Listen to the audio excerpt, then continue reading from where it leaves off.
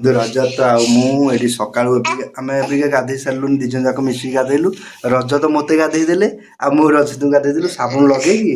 ଆମେ ଦି ଜଣ ଗାଧେଇଲୁ, ଦେଖ ପୂଜା ବି କରିଦେଇଛୁ। ରଜତ ମୋତେ ଚନ୍ଦନ ଲଗେଇଛନ୍ତି, ମୋର ଟିକେ ଚନ୍ଦନ ଟିକେ ଲାଗିଛି ଛାଡ଼ିଗଲାଣି। ଆମେ ଦି ଜଣ ଯାକ ପୂଜା ବି କରୁଛୁ, ଏକାଠି ବି ଗାଧଉଛୁ ଆଉ ଖାଉଛୁ ମଧ୍ୟ ଏକାଠି, ନା ନାଇଁ?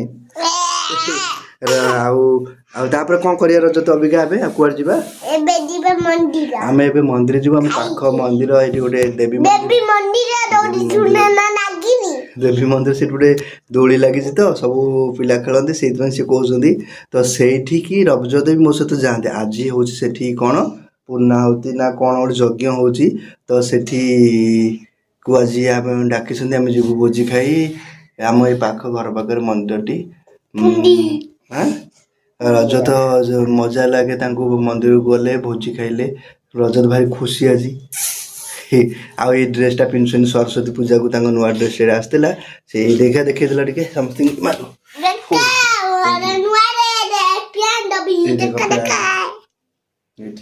ସରସ୍ୱତୀ ପୂଜାକୁ ସେଇଟା ପିନ୍ଧିଥିଲେ, ତେଣୁ ମୁଁ ଅବିକା ପିନ୍ଧିକି ସେ ମନ୍ଦିର ଯିବେ। ଠିକ୍ ଅଛି। ରଜତଙ୍କ ଦେଖନ୍ତୁ, ଏଇଟା ତାଙ୍କର ହେଉଛି କ'ଣ, ଏଇଟା ଜିପ୍ ତାଙ୍କର ଜିପ୍ଟା। ଏ ଦେଖନ୍ତୁ ଭଲ ଜିପ୍ ସେ ସଜେଇଲେଣି, ଜିପ୍ଟାକୁ ସକାଳୁ ଇଏ କରିକି ତାକୁ ସାଇତିକି ରଖୁଛନ୍ତି। ଜିପ୍ଟାକୁ କିଏ ଆଣିଥିଲେ?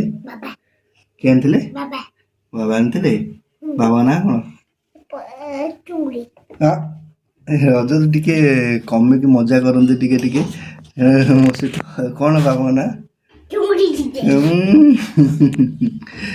ଠିକ୍ ଅଛି। ଦେଖନ୍ତୁ ରଜତଙ୍କ କଲର୍ ବି ଏଇଟା ହେଇଛି, କଲର୍ କରୁଛନ୍ତି ସିଏ ଏଇଠି ଆର୍ଟ କରୁଛନ୍ତି କଲର୍। କ'ଣ କହୁଛ କୁହ, ସମସ୍ତଙ୍କୁ କ'ଣ କହିଲ? ଆମେ ତାହେଲେ ଗପିବା କାହା ସହିତ?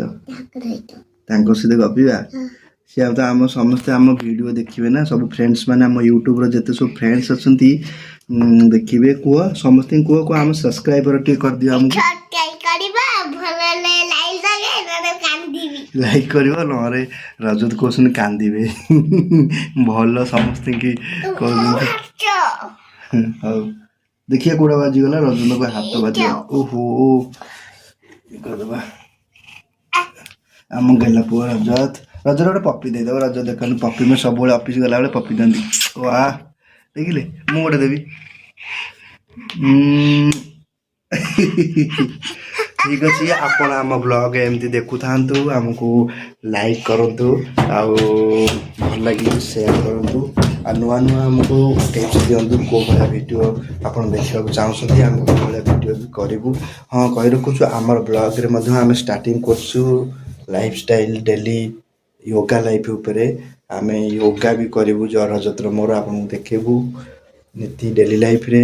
ଆକ୍ଚୁଆଲି ୟୋଗାର ବହୁତ ମହତ୍ଵ ଅଛି। ଆଜିକା ସମୟରେ ଯେଉଁଭଳି ଭାବରେ ବିଭିନ୍ନ ପ୍ରକାର ଆମର ଲାଇଫ୍ ଷ୍ଟାଇଲ୍ ଯେଉଁଭଳି ଚେଞ୍ଜ ହେଉଛି, ସେଥିରେ ବିଭିନ୍ନ ପ୍ରକାର ଆମେ ଡିଜିଜ୍ ରୋଗର ସମ୍ମୁଖୀନ ହେଉଛେ, ସମସ୍ୟା ହେଉଛି। ସେଥିପାଇଁ ଡେଲି ଆମେ ମର୍ଣ୍ଣିଂରେ ୟୋଗା କରିବା ଉଚିତ। ଆମେ ବି ଏଥର ଡେଲି ୟୋଗା ଗୋଟେ କ୍ଲିପ୍ ଆମେ ଭିଡ଼ିଓ କରିବୁ ଆମ ବ୍ଲଗ୍ରେ, ଆପଣମାନଙ୍କୁ ଦେଖେଇବୁ। ତ ଆପଣମାନେ ବି ଆମ ସହିତ ୟୋଗା କରନ୍ତୁ। ଆଉ କିଛି ଦିନ ପରେ ଆମେ ୟୋଗା ବି କରିବୁ। ତ ଏବେ ଆମେ ଗୋଟେ ଭିଡ଼ିଓ ବ୍ଲଗ୍ କରିକି ଆପଣଙ୍କୁ ଦେଖେଇବୁ ଭିଡ଼ିଓ କେମିତି ୟୋଗା ହେଉଛି, ଆମେ କରୁଛୁ। ଆପଣମାନେ ବି କରନ୍ତୁ, କାହିଁକିନା 24 ଘଣ୍ଟା ଭିତରେ ଆମକୁ 10-15 ମିନିଟ୍ ତ ଯୋଗ ପାଇଁ ଦେବା, କିନ୍ତୁ ଆମେମାନେ ଅଣଦେଖା କରିକି, ଆମ ପାଖରେ ଟାଇମ୍ ଅଛି କିନ୍ତୁ ଆମେ ଅଣଦେଖା କରିଦେଉଛେ। ସବୁ କିଛିକୁ ଟାଇମ୍ ଦେଉଛେ, ଖାଇବା ପିଇବା, ଶୋଇବା, ବୁଲାବୁଲି ଏବଂ ଅଫିସ୍, ସବୁକିଛି ଆମ ଦେଉଛେ। କିନ୍ତୁ ଆମର ସବୁଠୁ ନିହାତି ଯେଉଁଟା ଦେବା ଦରକାର, ଆମ ସ୍ୱାସ୍ଥ୍ୟ ହିଁ ସମ୍ପଦ କହନ୍ତି। ସବୁଠୁ ଆମର କେଉଁଟା ମୂଲ୍ୟବାନ ସମ୍ପଦ ୱେଲ୍ଥ, ହେଲ୍ଥ ଇଜ୍ ୱେଲ୍ଥ। ତ ଆମର ସବୁଠୁ ବଡ଼ ସମ୍ପତ୍ତି ହେଉଛି ସ୍ୱାସ୍ଥ୍ୟ। ଯଦି ସ୍ୱାସ୍ଥ୍ୟ ଭଲ ନାହିଁ ତ ଦୁନିଆ ଯାକର ସମ୍ପତ୍ତି ଠୁଳ ହେଲେ ବି କିଛି ଲାଭ ନାହିଁ, ସେଗୁଡ଼ା ବି ଆମେ ଉପଭୋଗ କରିପାରିବାନି। ତେଣୁ ସ୍ୱାସ୍ଥ୍ୟ ଯଦି ଭଲ ଅଛି, ସବୁ ଠିକ୍ ଅଛି। ମୌଜ ମସ୍ତି ଯାହା ବି କରିବା, ତ ସ୍ୱାସ୍ଥ୍ୟ ଭଲ ଥିଲେ, ମନଟା ସୁସ୍ଥ ଥିଲେ, ସବୁକିଛି ଆମେ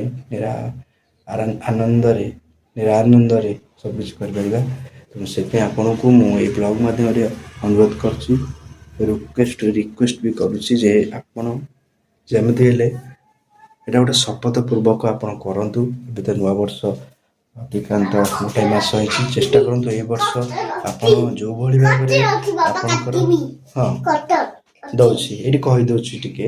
ତ ତେଣୁ ଶପଥ ପୂର୍ବକ ଆପଣ ଡେଲି ଉଠି ମର୍ଣ୍ଣିଂରେ 10 ମିନିଟ୍ ହଉ ପ୍ରାଣାୟାମ ଯୋଗାସନ କରନ୍ତୁ। ରଖୁଛୁ, ପୁଣି ଆଗକୁ ପୁଣି ଗୋଟେ ନୂଆ ବ୍ଲଗ୍ ନେଇକି ଆସିବୁ। ରଜତରେ ଡାକିଲେନି, ତାଙ୍କର କ'ଣ କଟର କାଟିବେ ନୂଆ ପେନସିଲର। ଠିକ୍ ଅଛି, ମୁଁ କାଟି ଦେଉଛି। ଆପଣ ଆମ ୟେସ୍ କହିଲେ ମନ୍ଦିର ଗଲେ ପୁଣି ଆମେ ବ୍ଲଗ୍ କରିବୁ। ତାହେଲେ ଠିକ୍ ଅଛି, ରହୁଛୁ, ବାଏ ବାଏ।